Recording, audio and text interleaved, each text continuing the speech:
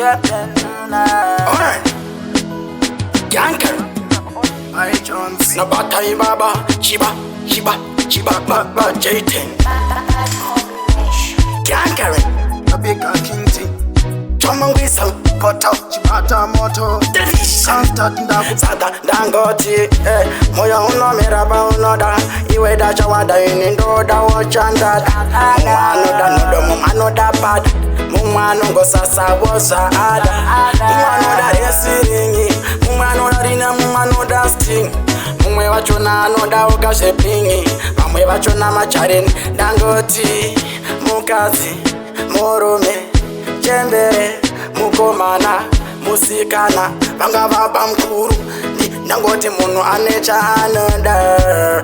Akona kutipisa nokutisi Nusinosiyana kudisisa Asi wenda ngoti ungonzwisisa Sakaterera Inzwa inini Angava Freeman kana chairman Chatinoda ingoma Angava Custard kana kuzimani Terera ngoma Akona kusoropota Akona kusarunzira mumwe Angava HKT chatinoda intanti Saka nangoti mumwe anoda futi refari Mumwe achona anoda futi zvina safari Mumwe anoda futi kuenda kuchechi Mumwe anoda kumukira kupawa Mumwe anoda kurara akasinura Mumwe wachona anoda famba chitingura Vamwe usiku vanotobuda Vanoti ndizvo zvavanoda Varoi vamwe vanoda kuparidza Vamwe vachona vanoda futi kunyaudza Vamwe vachona vanoda kufamba vachingonyangadza Vachizvitutumadza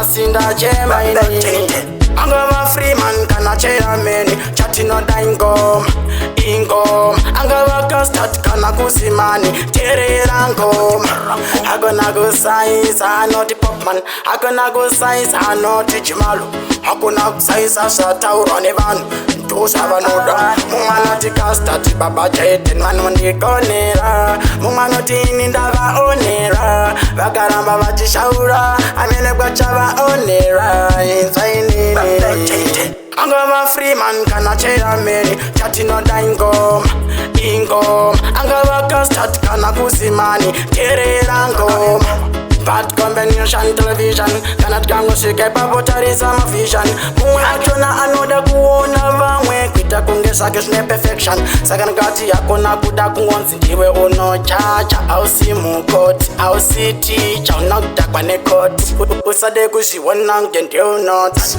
Mumwe anoda basuka Mumwe oti Enzo Mumwe oti Magetsi tadza tiyani ndabuka Mumwe oti Freeman Mumwe oti tadza Usade kungonyaradzwa nevanhu Panotaura uchipikisa vanhu Panosviba uchirasa unoterera vanhu Inzwa inini Odoborisa ngoma wengoma Ndangoti Batai